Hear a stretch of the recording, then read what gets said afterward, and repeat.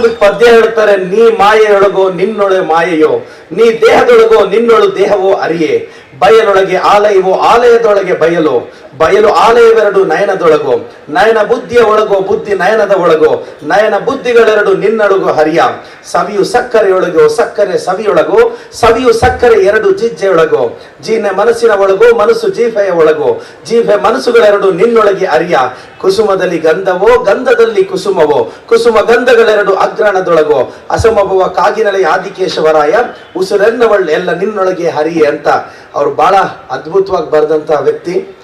ಅವ್ರನ್ನ ಸ್ಮರಿಸ್ತಾ ನಾನು ಈ ಸಮುದಾಯದ ಮುಖಂಡರನ್ನೆಲ್ಲರೂ ಮಕ್ಕಳಿಗೆ SLC ಓದೋ ಮಕ್ಕಳಿಗೆ, ಡಿಗ್ರಿ ಅವ್ರಿಗೆ 1000, 2000, 3000 ಸ್ಕಾಲರ್ಶಿಪ್ ಕೊಡ್ತಿದ್ದೀನಿ.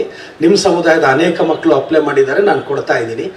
ನಾನು ರಿಕ್ವೆಸ್ಟ್ ಮಾಡೋದೇನು ಅಂದರೆ ಅಣ್ಣ, ಒಂದು ಸಮುದಾಯ ಬೆಳಿಬೇಕು ಅಂದರೆ ಆ ಸಮುದಾಯದಲ್ಲಿ ಬಡವ್ರ ಮಕ್ಕಳು, ಅಪ್ಪ ಇಲ್ದಿರೋರು, ಅಮ್ಮ ಇಲ್ದಿರೋರು, ಇಂಥ ಮಕ್ಕಳನ್ನ ಕಷ್ಟದಲ್ಲಿದ್ದಾಗ ಗುರುತಿಸ್ಬೇಕಣ್ಣ.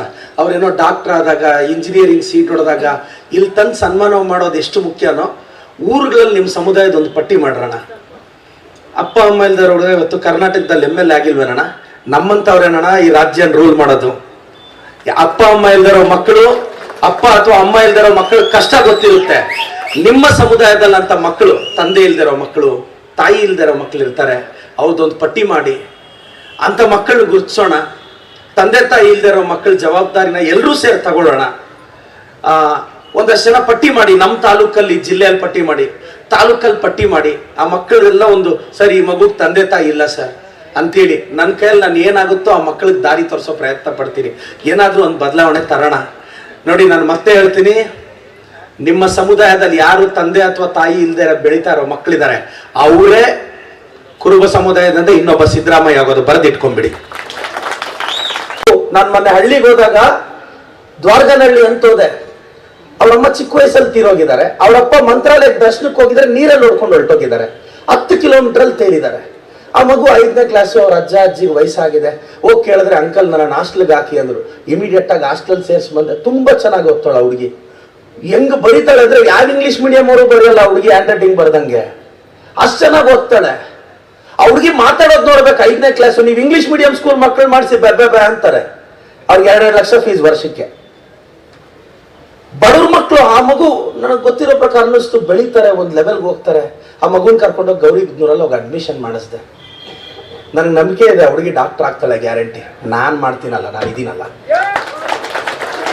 ನನಗೆ ಈ ಸಮುದಾಯದ ಲೀಡರ್ಸ್ನ ನಾನು ಒಂದೇ ವಿನಂತಿಸೋದು, ಅಣ್ಣ ನೆಕ್ಸ್ಟ್ ನಮ್ಮ ಏನು ಜಯಂತಿ ಇದೆ, ಆ ಭವನದಲ್ಲಿ ಮಾಡ್ತೀವಿ. ಆವತ್ತಿಗೆ ನಮ್ಮ ತಾಲೂಕಲ್ಲಿ ಅಪ್ಪ ಅಮ್ಮ ಇಲ್ದಿರೋ ಮಕ್ಕಳದೊಂದು ಪಟ್ಟಿ ಮಾಡಿ, ದಯವಿಟ್ಟು ಅಪ್ಪ ಅಮ್ಮ ಇಲ್ದಿರೋ ಮಕ್ಕಳದ್ದು ತಾಲೂಕಲ್ಲಿ ಮಾತ್ರ ಪಟ್ಟಿ ಮಾಡಿ ಅಣ್ಣ. ಜಿಲ್ಲೆ ಎಲ್ಲ ಕಷ್ಟ ಆಗುತ್ತೆ ನನಗೆ. ನಾನು ಪಟ್ಟಿ ಮಾಡಿ ನೆಕ್ಸ್ಟ್ ಜಯಂತಿಯಲ್ಲಿ ಆ ಮಕ್ಕಳಿಗೆ ಯಾವ ಥರ ದಾರಿ ಮಾಡ್ಕೊಡ್ಬೋದು ಅಂತ ನಾನು ಮಾಡ್ಕೊಡ್ತೀನಿ. ಎಲ್ರಿಗೂ ಒಳ್ಳೇದಾಗ್ಬೇಕಮ್ಮ. ನಾನು ಈ ಸಮುದಾಯದವ್ರಿಗೆ ಹೇಳೋದಿಷ್ಟೇ, ಚೆನ್ನಾಗಿ ಓದಿ ಬರ್ತಾಳೆ.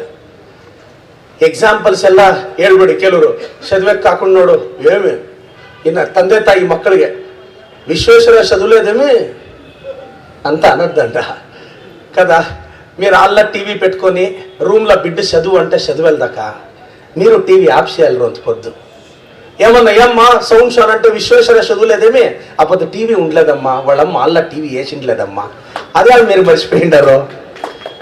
పల్లెల్లో అట్లే టీవీ జోరుగా వేసేది. ತಿರ್ಗಾ ಮತ್ತೆ ಏನು ಗೊತ್ತಾ ನಿಮ್ಮ ಮಕ್ಕಳಿಗಕ್ಕ, ಸಾಯಂಕಾಲ 1 ಅವರ್ 2 ಅವರ್ ಅವ್ರಿಗೇನು ಕೆಲಸ ಹೇಳ್ಬೇಡ್ರಕ್ಕ, ಓದ್ಲಿ ಅಕ್ಕ. ನಿಮ್ಮ ಮಕ್ಕಳಕ್ಕ ನಿಮ್ಮ ಥರನೇ ಕೂಲಿ ಕೆಲಸ ಮಾಡಿಕೊಂಡು ಅಕ್ಕ ನಿಮ್ಮಷ್ಟು ಈಗ ನೋಡಿ ನಮ್ಮ ತಾಯಂದ್ರು ಡಿಪೋ ಅಕ್ಕಿಯಲ್ಲಿ ಜೀವನ ಮಾಡ್ತಾರೆ, ಮನೆ ಮರ್ಯಾದೆಯನ್ನು ಕಾಪಾಡ್ತಾರೆ. ತಂದೆ స్థానంలో ఇరోరు కష్టాన సుఖాన 1000-2000 వస్తుంది, బిడ్డలకు మంచి బొట్లు కొనిస్తారు. ನಾಳೆ ಬೆಳಗ್ಗೆ ನಿಮ್ಮ ಮಕ್ಕಳು ಹಂಗೆ ಬೆಳೆಯಕ್ಕೆ ರೆಡಿ ಇರಲ್ಲ. ಅದಕ್ಕೆ ಅವ್ರಿಗೆ ಚೆನ್ನಾಗಿ ಓದಿಸ್ರಣ. 1-2 ಅವರ್ ಸಾಯಂಕಾಲ ಅವ್ರನ್ನ ಓದಕ್ಕೆ ಅವಕಾಶ ಮಾಡಿಕೊಡಿ. ಈ ಸಮುದಾಯದವ್ರಿಗೆ ಒಳ್ಳೇದಾಗಬೇಕು. ಏನು ಇವತ್ತೆಲ್ಲ ಗೌರವ ಸಿಗ್ತಿದೆ, ಒಳ್ಳೇದಾಗಲಿ. ನಾನು ಒಂದು ಹೇಳ್ತೀನಿ, ನಾನು ಕುರುಬ ಸಮುದಾಯದಲ್ಲಿ ಅಪ್ಪ ಅಮ್ಮ ಇಲ್ದಿರೋ ಮಕ್ಕಳಿಗೆ ನಾನೇ ತಂದೆ ತಾಯಿ ಸ್ಥಾನದಲ್ಲಿ ನಿಂತ್ಕೊತೀನಿ ಅಂತ ನಿಮಗೆ ಮಾತು ಕೊಡ್ತೀನಿ. ಒಳ್ಳೇದಾಗಲಿ. Thank you.